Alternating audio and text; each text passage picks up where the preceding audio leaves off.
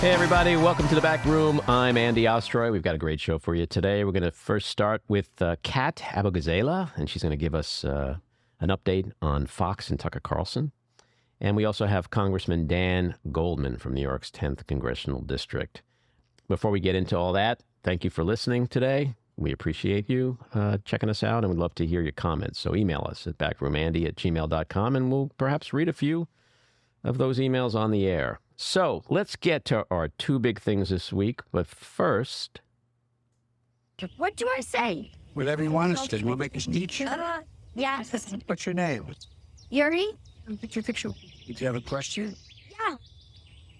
Want to tell me what it is? Where's Hunter? Where the he's Hunter? So can't answer that one.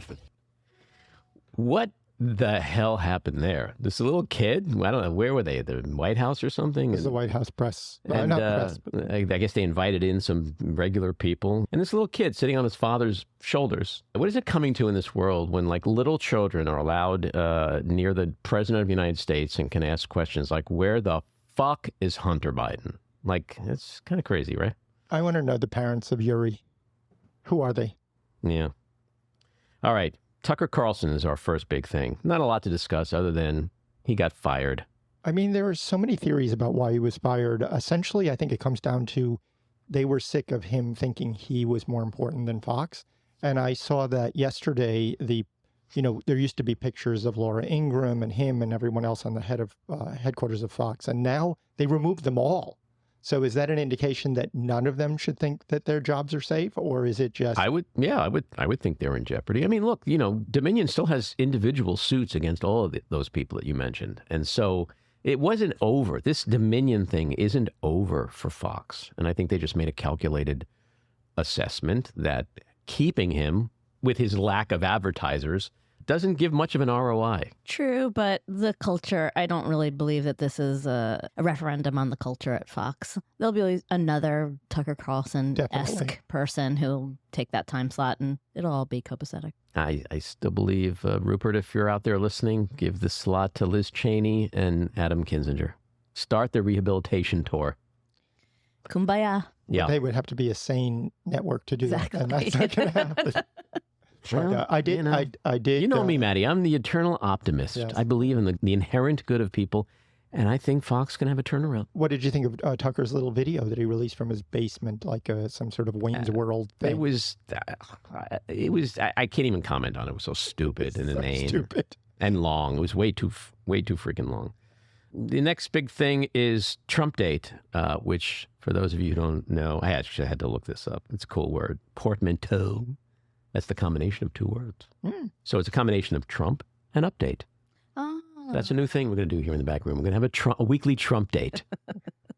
No, Jen, it's not dating Trump. Oh. No. I know, as much as you want to. I love the comb over. But it was an interesting week for Trump. Out in Georgia, Fulton County District Attorney Fani Willis announced on Monday that she notified the sheriff that she's going to be making a decision on indictments this summer and that he should prepare for violence. And call me crazy, but do you think her motivation was, those liberals are going to be rioting in the streets when I don't indict Trump? I think she was telegraphing that indictment of Trump and others. See, that's the news. That's a great... Yeah. Thank you for bringing that point forward. Yeah, I mean, it's, she's getting ready, and she wants the sheriff and the police to get ready. The E. Jean Carroll rape case kicked off this week, and that was kind of bombastic yesterday with Joe Tacopina. Hey, look, if you're accused of rape and you got to have your attorneys cross-examine the defendant, not the defendant, Plaintiff. Right. You want like a guy like Joe Tacopina doing it, right? Hey, how come you didn't scream, right? Don't just scream when you get raped. Right? And he's looking at the jury. Right? You get raped, you scream. If you don't scream, you didn't get raped. What a boneheaded decision. Bada boom, bada bang. Bada boom, Done.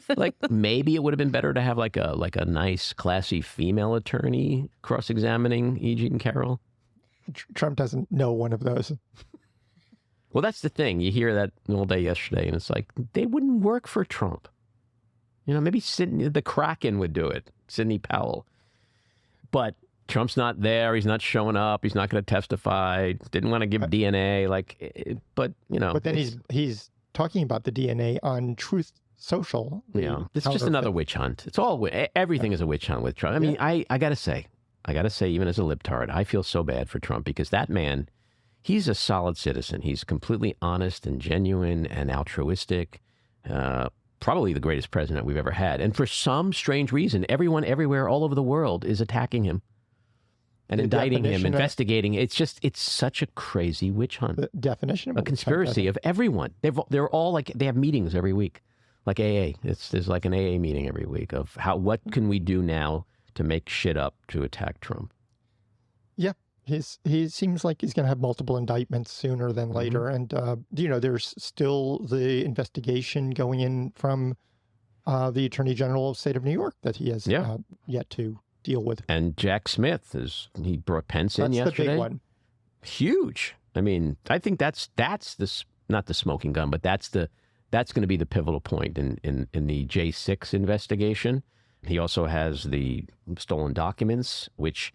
in a 10-page letter, his lawyers asked the House Permanent Select Committee on Intelligence to pass legislation that would prevent the Department of Justice from continuing their investigation of the stolen documents. No doubt that'll pass the Senate too, right? No doubt. And Biden said, I'll stamp that one. 100%. All right, let's get to our winners and losers. My winner... Ethics for SCOTUS potential. In a bipartisan bill, Senators Angus King and Lisa Murkowski urged the Supreme Court to adopt ethics code after recent revelations about Justices Thomas and Gorsuch. Loser, abortion. 1 step forward, 2 steps back.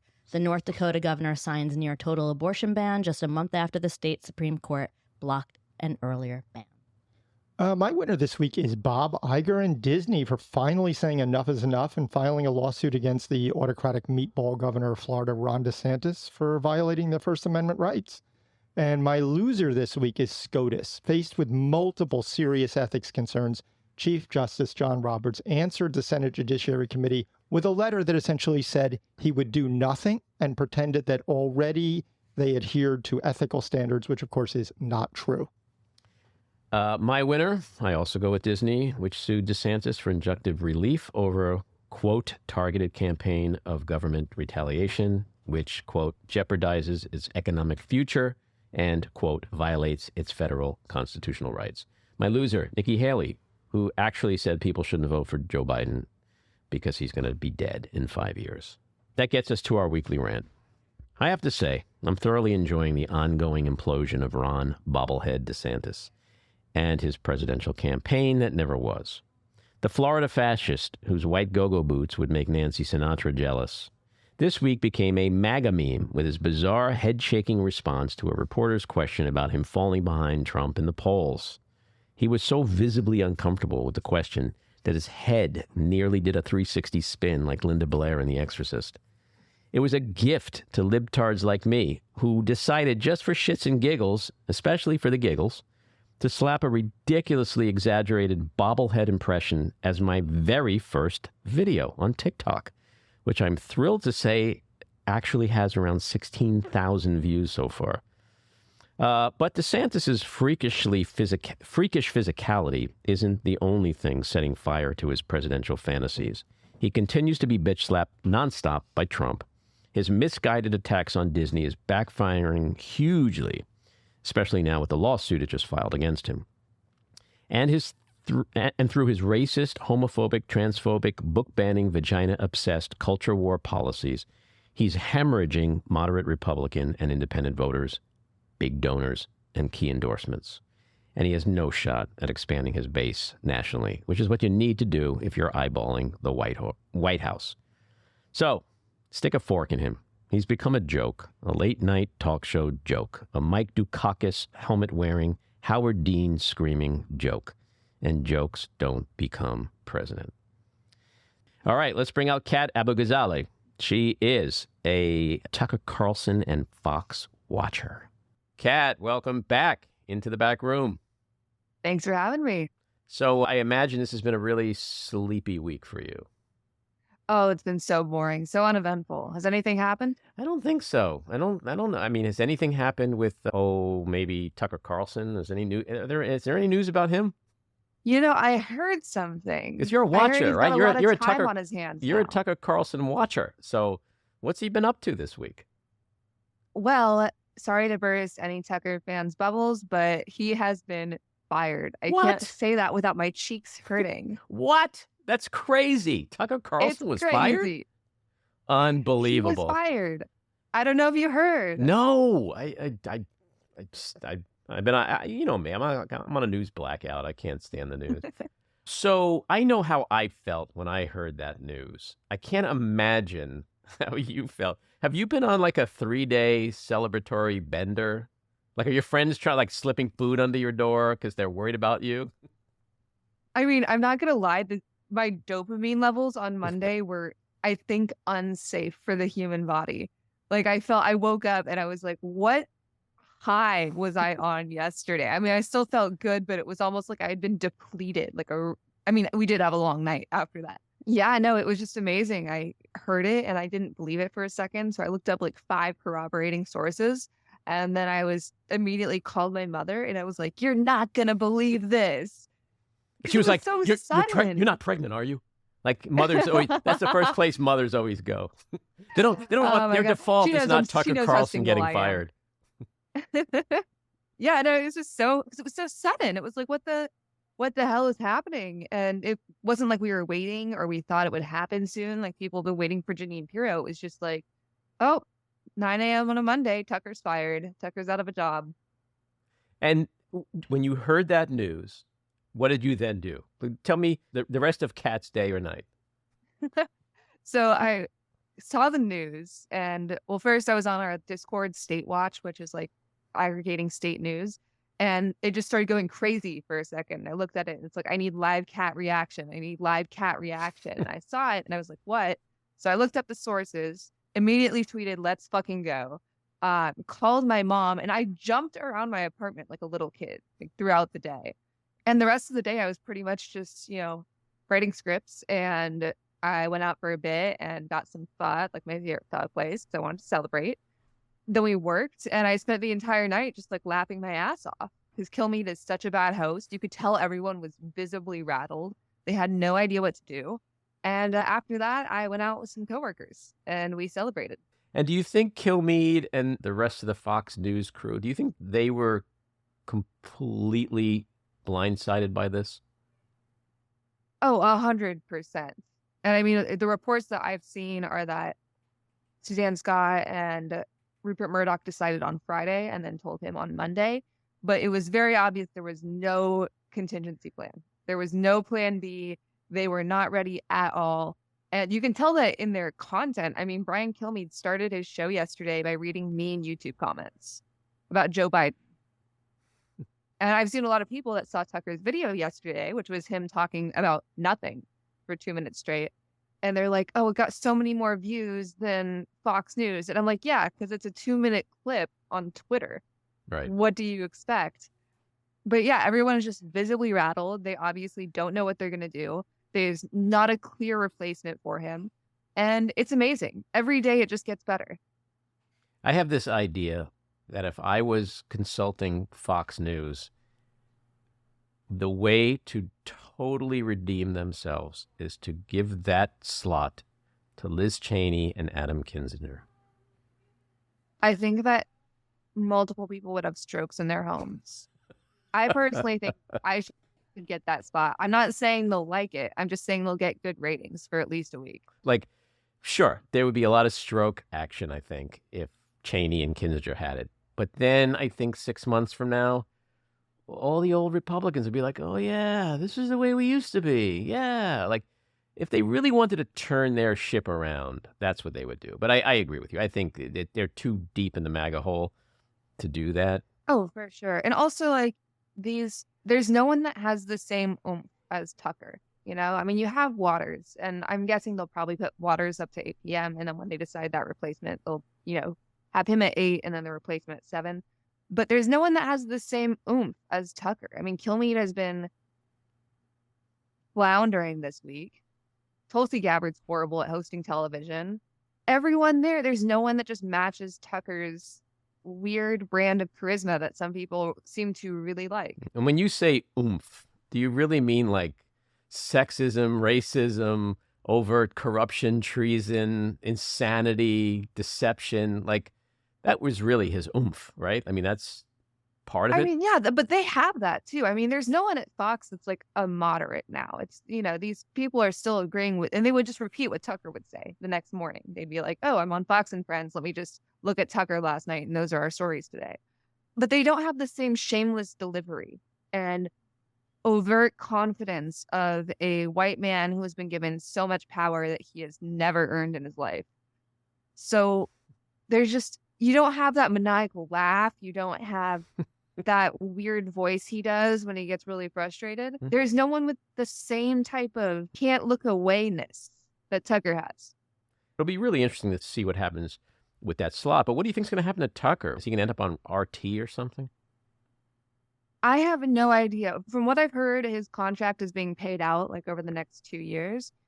The thing is, it feels like all of these stories, the stories keep breaking, and it just makes the entire thing so much better. I mean, he just finished building multi-million-dollar TV studios in all of his homes.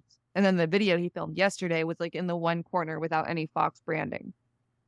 But I'm not sure he can torch the network or get hired by anyone else, at least for the time being, because there's this implicit threat in apparently these texts that are worth almost $800 million. And it feels like a threat to me. And there's that Oppo file, apparently. It feels like don't hire this guy. But we'll see. I mean, a lot of these people are shameless, so it doesn't really matter. So do you think he was fired because there's a lot of stuff that we in the public haven't seen yet? Not that the stuff we have seen isn't horrible enough, but apparently there's all these other texts and all these other things that are highly incriminating, which may make him untouchable in a way. And if he has a contract and he's being paid out, then is he just sitting on the shelf for at least 2 years? I mean, I have no idea. I want to think so, but also Tucker manages to weasel his way into lots of things. And, places like Rumble that have a lot of money that they're throwing around, they don't really care about stuff like that. But if it was worth spending all of that money and worth throwing away the cash cow that is Tucker, I'm really curious to see whatever the hell it is. What about 4chan, the cable network? I mean, then you'd, have to just have that whole writing team there. That was basically his writing team to begin with. It might work. Is this symbolic of anything? Are there lessons to be learned here? Should we on the left say, oh, this is justice at work? Fox is going to change, everything's going to be great, kumbaya. I mean, Fox isn't going to fire anyone for the sake of principle. So there's no win on principles here. But I do think we should celebrate this little victories, because this was not even a little victory. This was a big one. And this week has just been filled with them. I mean, Steven Crowder's life is a mess. Candace Owens is having his ex-wife on TV. Don Lemon was fired from CNN. Yeah, we should celebrate these things, even though it probably wasn't for any reason that it should have been. I don't think Fox will learn its lesson except to lie a little bit better and have people that are a little bit more obedient. But in the meantime, we can laugh. I think we deserve it. Oh, there's been a shitload of laughter in my house. What about this talk of Tucker running with Trump as his VP? Not so crazy, is it? I mean, I think it is, because he can't stand Trump. And Trump has shown that he's got the boot on Tucker's neck. That's what that whole interview was about. But isn't that the secret sauce to Trump, that taking someone who he knows despises him and controlling him and making him his bitch? Like, that would just be perfect for Trump. Oh, he would love that. But think of how that would play in the general. The majority of the country doesn't watch Tucker. And a lot of people think that he's just like this problem child that keeps pushing replacement theory, which is exactly what he is. It might do well in a primary, but I'm not sure how it would do in the general. Also, people underestimate just how lazy Tucker is. Like I said, he had multi-million-dollar studios built in all of his homes, which is just, I keep laughing every time I think about it. And for what? Like because he doesn't want to go into the office because he's lazy. Yeah, but think about it, though. First of all, you're speaking very intelligently and logically. So when it comes to Trump and perhaps even Tucker Carlson, those two things don't apply. But think about it in a real logical sense. Trump is lazy, too. He's not running for president. He has no real campaign. So it's just the two of these guys perhaps getting on a stage somewhere in a rally every 2 weeks and getting love and adulation, especially if Tucker's taken out of the game because of, legal contractual restrictions. I don't know. I think it fits Trump's whole essence 1,000,000% for me. And I don't see it as that outlandish for Carlson, especially if his hands are tied and he can't do much else. Yeah, I mean, we'll see. I hope not, just because I'd have to listen to him again.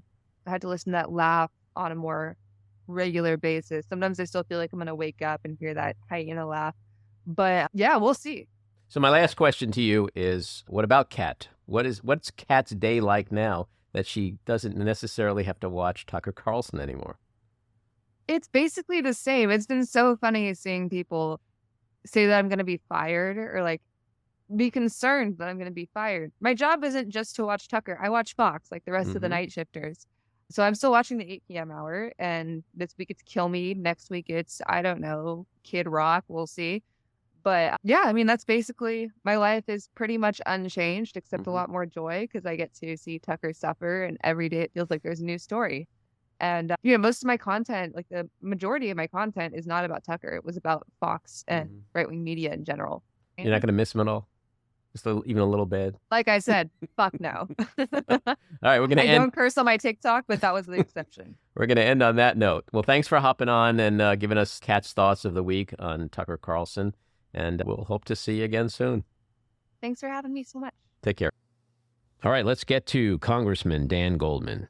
Representative Goldman serves New York's 10th Congressional District. In 2019, he served as lead counsel for the impeachment investigation of President Donald J. Trump for abusing his office for his personal interest regarding Ukraine.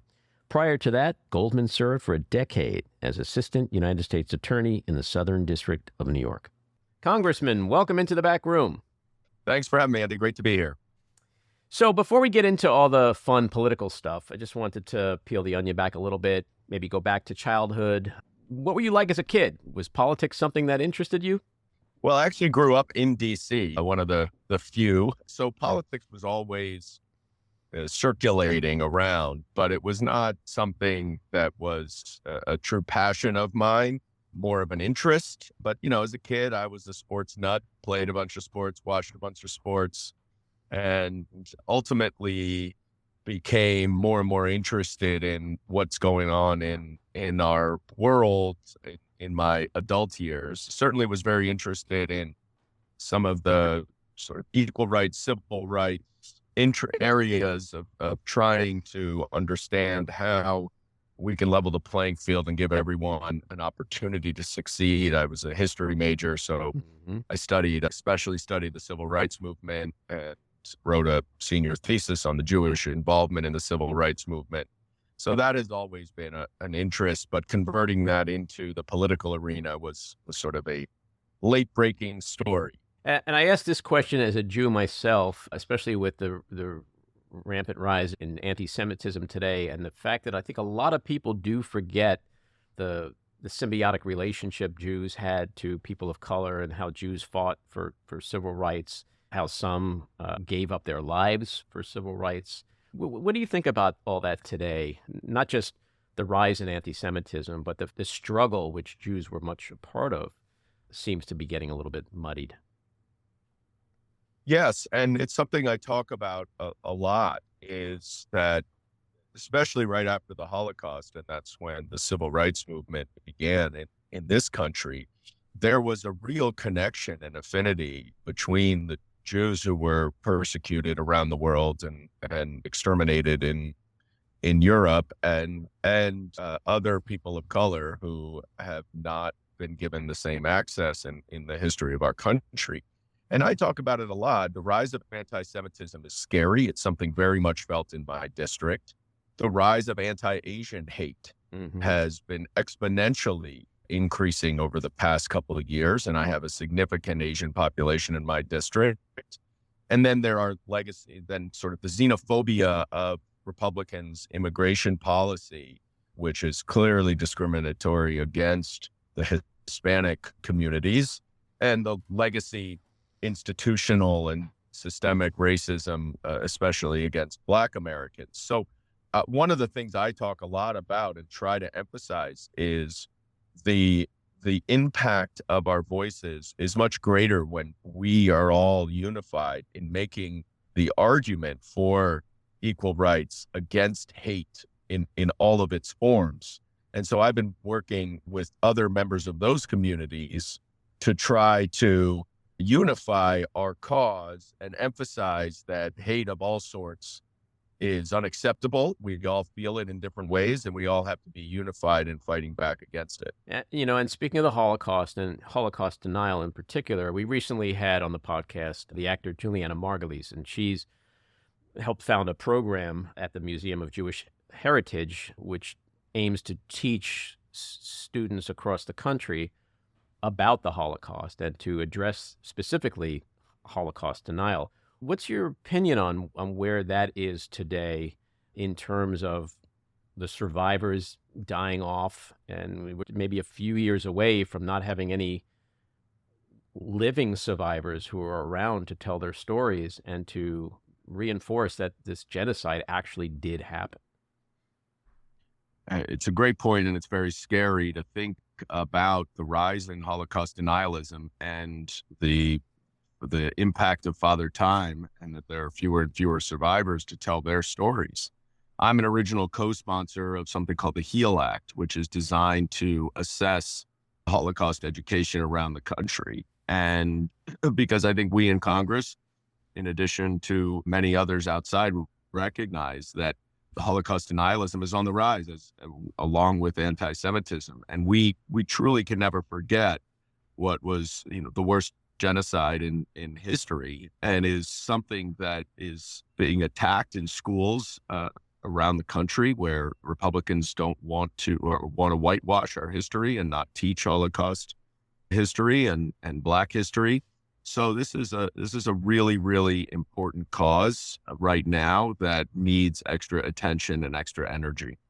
And maybe this is an oversimplified point, but with the rise in anti-Semitism, the rise in anti-Asian hate crimes, and of course, transphobia, homophobia, xenophobia, et cetera, do you think that's all stemming from Trump and Trumpism? I don't think it stems from Trump. I think Trump gave people who have those perhaps deep-seated sentiments license to come public with them. And so, I think Trump exacerbated it, and certainly has more than anything given people license to express it in a way that is dangerous and hurtful. And a lot of this is simple education. And there's an opportunity here to recognize what is the rise of hate expression, hate crime. I think we do need to bolster our hate crimes laws and add sentencing enhancements for those who commit crimes with a discriminatory motive. But so much of this is truly education. I think that the data is pretty clear that when people start to learn about the history of different cultures, meet people from different cultures, a lot of the stereotypes break down. So let's shift to politics. What made you decide to enter this crazy game, in particular the House of Representatives? I mean, we were sitting around looking at Marjorie Taylor Greene and Matt Gaetz and those guys and thinking, well, that's a fun place to be right now. I want to get in on that action. Yeah, you could, and it wasn't as if I was unaware of it, having worked in the House as a staff member on the Intelligence Committee for a little over a year, and certainly did not expect to be here when I finished my stint on the Intelligence Committee after the first impeachment of Donald Trump. But what I saw from that point to last year when I decided to run is the degradation of our democracy, and truly the effort to not only take power in an authoritarian and fascist fashion as Trump did in 2020, but a real attack on our fundamental values and our democratic institutions. And it scared me, and it still scares me, because Donald Trump, notwithstanding everything that we know about him, remains the front runner to be the Republican nominee in the next presidential election. And that should scare everyone. The fact that he has such support, and given everything we know, and January 6th and his effort to overturn the election, and that's just, that he has now continued to double and triple down on it. It's not as if that chilled him in any way or deterred him in any way. And so I looked around and I felt like I'd taken on Trump before in the impeachment and taken on the House Republicans, and felt that if either you could put your head under a pillow and hope it goes away, or you could make a decision to dive into the arena and try to make a difference. And because of that experience, I felt like I did have some value to add in this particular time that we are in, and felt compelled to try to put my energy in the arena so that we can preserve and protect our democracy, so that we can continue to be a country of laws and not people. And that's a message that I'm very familiar with and very comfortable with, and felt like there was an opportunity, a unique opportunity for me to jump in. Well, I could say, as a constituent of yours, I live in Lower Manhattan. I'm glad you did. I know there's a lot of people who are glad you did. And so besides preserving democracy, which is the most important position one could get behind right now, what are the other issues that were and are your main motivators for being in politics? I know immigration reform is something you care a lot about, and also affordable housing. Yeah, I have always had the view, as someone who has committed my career to public service, first as a prosecutor and then as a staff member in Congress, and now as an elected official, that it's very important, as a beneficiary of, on both sides of my family, of people who really live the true American dream, that everyone has access and opportunity to pursue the American dream. And that has been a through line throughout my career, and it's something that guides me and drives me as I'm in Congress. So we are a country of immigrants. We all obviously, in a country that's just over 200 years old, we all came from somewhere. Many of us have relatives who recently immigrated. My grandmother escaped anti-Semitism in Russia in the early 20th century and came to the United States through Ellis Island, and her brother worked in a store that he owned to send my grandmother and her other brothers through college. And that's a true American story that so many share. And my goal is to continue to promote policies and legislation that gives everyone access to that opportunity. And we talked a little bit earlier about sort of the institutional and systemic racism that has existed in this country, and that has limited that opportunity for many people. So we need to have affordable housing. We need to have affordable childcare. We need to have health care for access for everyone. We need the basics so that people can continue to pursue an education and pursue careers with a little bit of assistance from the government. We're not looking to stain people on the government's dime. We're looking to give people the boost and the opportunity that they need to succeed. And that is the through line through all my work. Mm-hmm. And those are important issues. And I think, the American dream that you talk about and the American values, a lot of people, as tourists, they love going to the Statue of Liberty, but they don't really care about what's written there. Give us your tired, your poor, your huddled masses yearning to be free, and all that jazz. And then they go home and they just live their lives in an exact opposite fashion. And I think it's important that we as a country get back to being the greatest democracy in the world, and one that welcomes people who are oppressed elsewhere. And so that's an important thing. I want to talk to you also about your first 100 or 120 days. But before I do that, I want to talk about what of course is the most important day in that period, which is February 9th, 2023, which of course is National Bagels and Lox Day. And that was the day that I think the House Bagel Caucus, which you founded that, or are you a co-founder? Yes. Okay. So that was that. It had its inaugural meeting. Tell us, because this is really important, the significance of the bagel. You can start with domestic value, and then we can shift to geopolitical. But why the bagel? Well, New York, as you know, as a resident there, is the home to the best bagels in the world. And I hear Jews like bagels. Is that true? The Jews like bagels? Jews love bagels. Okay. I just want to clarify that about it. It is part of our religion and our culture, and so there was a little bit of that thread as well. But we were looking for opportunities to bring and expose other members to what is one of the best things that comes from my district in Lower Manhattan and Northwest Brooklyn.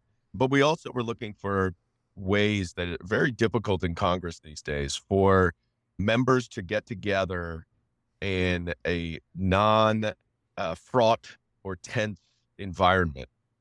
Almost all the time that we get together, especially with Republicans, is either on the House floor or in committees.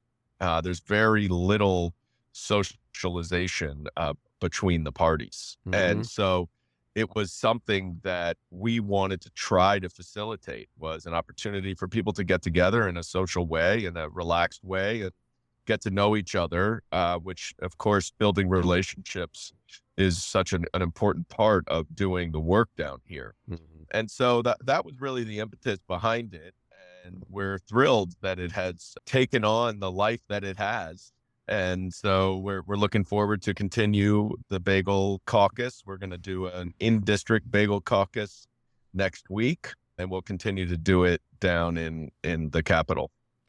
So maybe the Bagel Caucus can combine with the Problem Solvers Caucus and come up with, like, where do you get the best bagel, especially if you leave the island of Manhattan or Brooklyn or Queens? Because this is a pressing issue. With all the toxic partisanship and tribalism, like, there literally might be a chance that we can bring the two sides together over some white fish salad. I think you might have hit on something that hasn't been done yet. Bagel diplomacy. Who knew? There you go. So what is the best bagel? Do you want to take a stand on that? No, I didn't think you would. As a now politician, there is no benefit to me taking a stand and choosing one of the many fine bagel-rias in New York 10. Well, that might be a good segue to your first 100 days, because it seemed like you've clearly learned a very valuable lesson about politics very early on, not to piss off anybody. So give me your summary, your highlights of your first 120 days in office. Well, they're really two parallel tracks that we've been working on. The first is a lot of the committee work in Washington, standing up to the Republican partisan investigations in their committees, calling out and emphasizing the facts and the evidence, and showing that there are a lot of baseless accusations that are not supported by the facts, and being able to identify those areas and aggressively push back. Obviously, I've also spent a fair amount of time in Washington putting pressure on the Republican Party and George Santos to get him out of Congress. It is a blight on the institution of Congress that a fraudster like George Santos continues to walk the halls. And we saw it this week where, he was able to hold out on the debt limit vote in order to basically get attention from the speaker. And they continue to have him in Congress because they want his vote, and it's a disgrace. On that other track, I've really been diving into the district and to the issues that are facing New York 10 and New York City more broadly.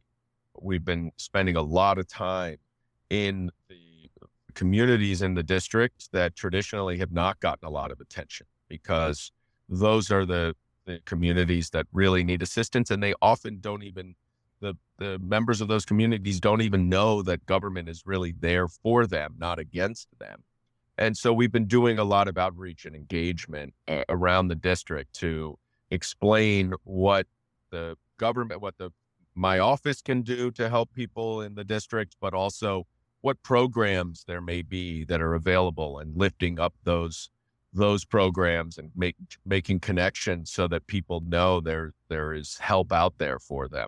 And then we've been diving into a lot of the critical issues, the migrant crisis in New York City, transportation infrastructure issues, including the BQE renovation that is so important. Housing. I sponsored the Public Housing Emergency Response Act, which would bring $30 billion to NYCHA for capital improvements. And, I'm not especially optimistic that will pass in this Congress, but we're going to continue to work on that. And we're also coming up with creative ways to try to bolster NYCHA's efforts at maintenance and response. My district has 31 NYCHA developments, which is the most of any district. And that's a real focus of ours in the district, is making sure that we're holding NYCHA's feet to the fire to provide the necessary services that every New Yorker deserves to receive. And what's going to happen with the debt ceiling? We always see year after year, the two sides posturing, default looms overhead, the markets react a little bit, and then we eventually see a negotiated settlement. Is that what we're looking at again? I kind of disagree with that assessment. We only see that when there's a Democratic administration. When there's a Republican administration, there's no problem in lifting the debt ceiling by the Republicans. Mm-hmm. Democrats consistently recognize that we need to pay our bills. Mm-hmm. If we are going to address spending or revenues, we don't even really talk about taxes in the context of our budget, but those are two completely separate issues. And during the Trump administration, the debt limit was raised 3 times mm-hmm. in a clean bill, without any of these hostage-taking efforts to cut spending to the everyday New Yorkers and Americans that benefit from those programs. So let's not be trite about this. This is political brinksmanship by the Republicans to take advantage of what is something that is the responsibility of Congress, which is to pay our debts, and to use it to try to extort the Democrats with spending cuts to the programs that we support. In this debt limit bill that the Republicans passed this week, the Default on America Act, they said that they're not going to touch any of the tax cuts for the wealthy. They have now taken the view, which I'm highly skeptical of, that they would not cut Social Security or Medicare. But what that means is that there's an average of 22% cuts across all other domestic discretionary spending. So that is going to mean that people are going to lose Medicaid. They are going to lose healthcare. They are going to lose food benefits. They are going to lose housing benefits. Across the board, veterans are going to lose all sorts of care. They are just literally taking an axe to all of the programs that buttress the vast majority of Americans and try to help them get from day to day, week to week, so that they can start to build their careers and their lives and lift themselves out of poverty. And they're just taking an axe to all of that, trying to hold the Democrats hostage, because we are generally the party that does the right thing mm-hmm. and pays our debts. And so it is shameful, it is disgusting, and it is truly an attack on Americans. Now, I agree with that 100%. But I guess my question is, if you were a gambling man, at the end of the day, do you really sit here today and think that Kevin McCarthy and the Republicans are going to cause a default over this issue? Because that's really what it boils down to. I don't know. I know there are many people in the Republican Party in the House who would do that. And what the problem we have right now is that Kevin McCarthy is completely beholden to the fringe extremists in his party. They extorted him to extract significant concessions in order to vote for him to be speaker, and he was willing to go along with anything to get to be speaker. But now he has no power because they can continually threaten that they'll remove him as speaker.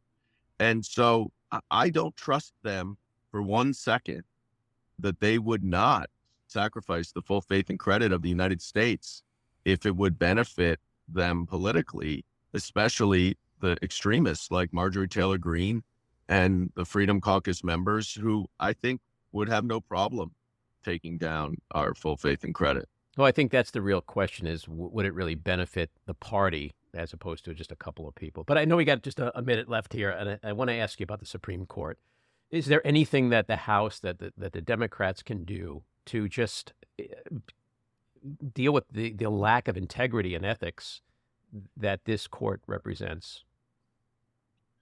What has coming out of this court over the last couple years, and especially recently in a series of issues with Clarence Thomas and even Samuel Alito, who there was a big expose in the New York Times about his ethical lapses, it is long past time that Supreme Court justices must have a code of ethics that applies to them and that can be properly enforced.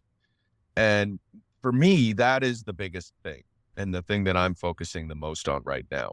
There are lots of different ways that the code of ethics, either the current judicial code of ethics, which applies to all other federal judges, not the justices, could apply to the justices, or other ethical laws or rules that can apply to them. But there has to be teeth to those.